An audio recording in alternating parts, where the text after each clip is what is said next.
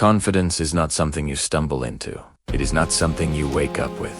It is not something the world hands you because you've finally earned it. Confidence is something you build, and if you are not intentional about it, life will take it from you without asking.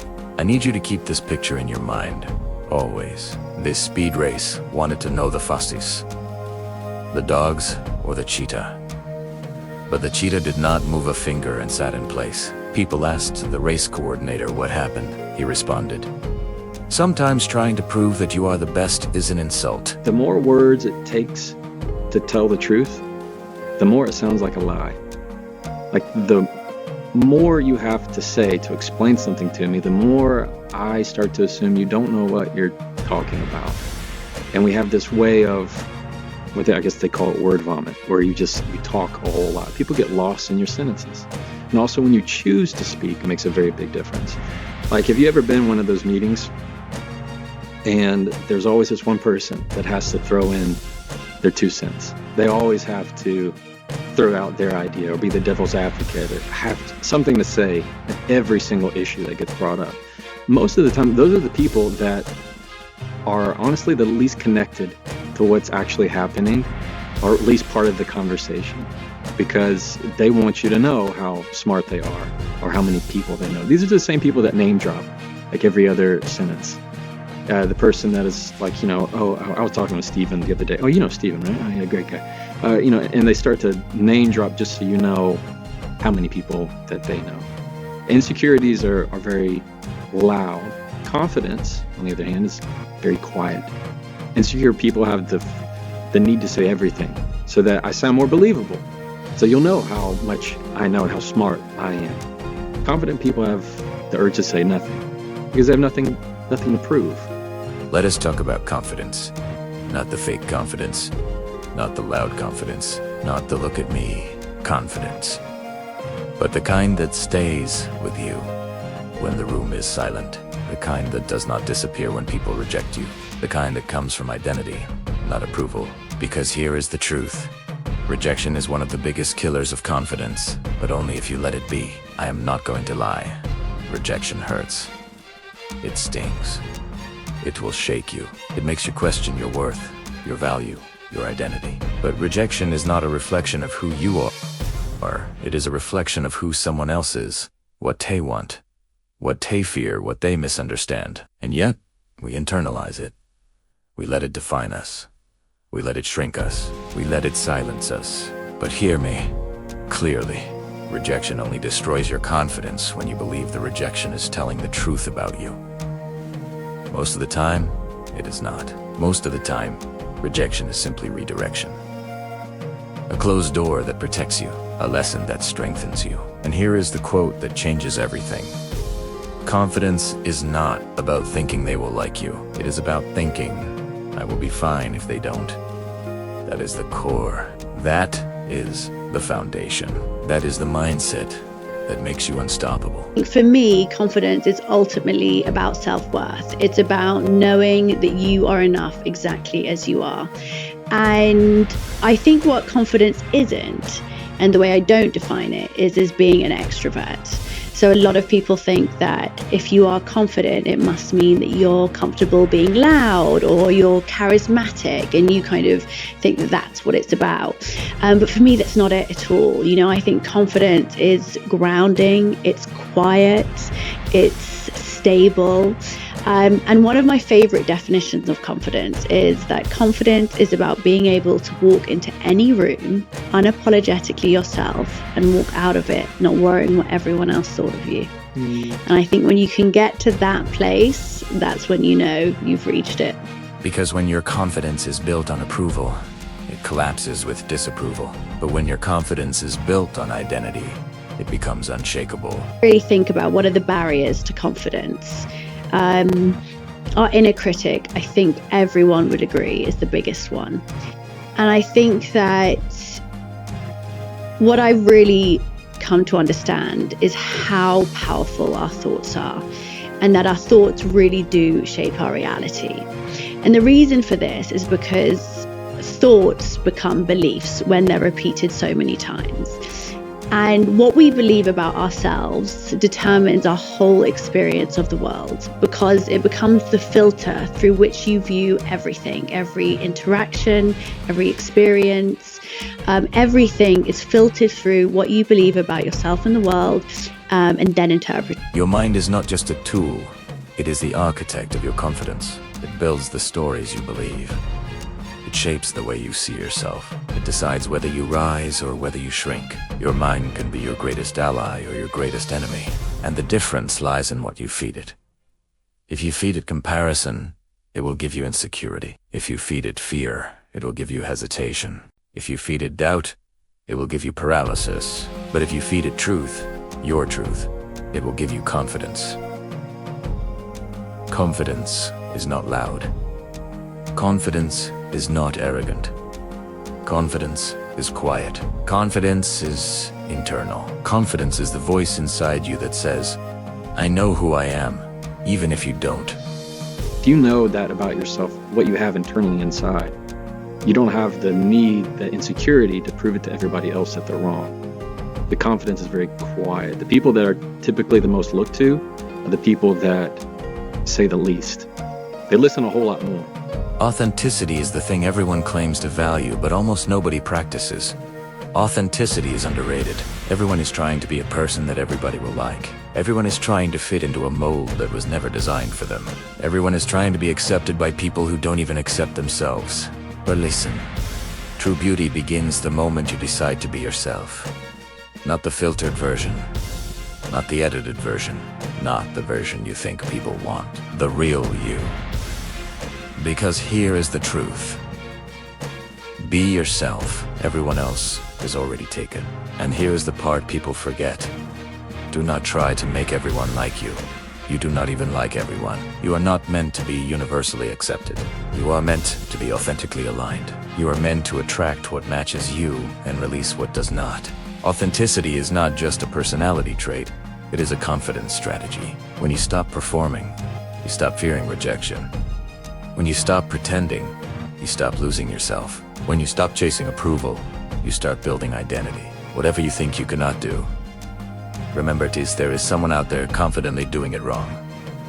They are not overthinking it, they are doing it badly, and people are still paying them. So what does that tell you? It tells you that your doubt is not a sign of weakness. Your doubt is an indication of advanced skill. Only people who care about excellence question themselves. Only people who want to grow feel uncertainty. Only people with standards experience hesitation. So believe in your excellence. Believe in the part of you that knows you are capable of more. Believe in the version of you that is trying, learning, evolving. Because confidence does come from thinking. It comes from doing. Confidence comes from practice. The more you do, the less you doubt. Repetition builds identity. Action builds belief. Movement builds momentum. And let us be honest, a real flex in today's world is not money, status, or image. A real flex is being your authentic self. A real flex is being self-aware enough to say, yeah, I messed up. I was an asshole there. I can do better. A real flex is choosing growth over ego in a world where everyone is performing for attention. Authenticity is rare. Self-awareness is rare. Humility is rare. And that is why they are powerful. Because while everyone else is living for an image, you are living for identity. While everyone else is trying to be liked, you are trying to be real. While everyone else is chasing validation, you are chasing evil. And that right there is where confidence is born. People think confidence comes first. They think you need confidence before you take action. They think confidence is the prerequisite to courage. But that is not how it works. Stay afraid, but do it anyway. What is important is the action. You do not have to wait to be confident. Just do it. And eventually the confidence will follow. Confidence is not the starting point. Confidence is the result. Confidence is what you earn after you show up scared. Confidence is what grows when you move despite the fear. You cannot think your way into confidence. You must act your way into confidence. Every time you take action, you send a message to your mind. I can handle this. I can grow through this. I can survive this. And that message becomes your identity. You cannot become who you need to be by remaining who you are. Growth requires discomfort. Growth requires change. Growth requires letting go of the version of you that was built for survival, not success. But real growth only happens when you are honest with yourself, when you have the self-awareness. Self-awareness is, you know what, that wasn't your best, but how can we improve for the next time? You know, there's a different way of approaching it, because confidence is also not about ignoring all your flaws. It's not about just saying, oh my God, I'm just perfect how I am. You know, I have a quote in the book where I say, confidence is knowing that you're a masterpiece and a work in progress at the same time.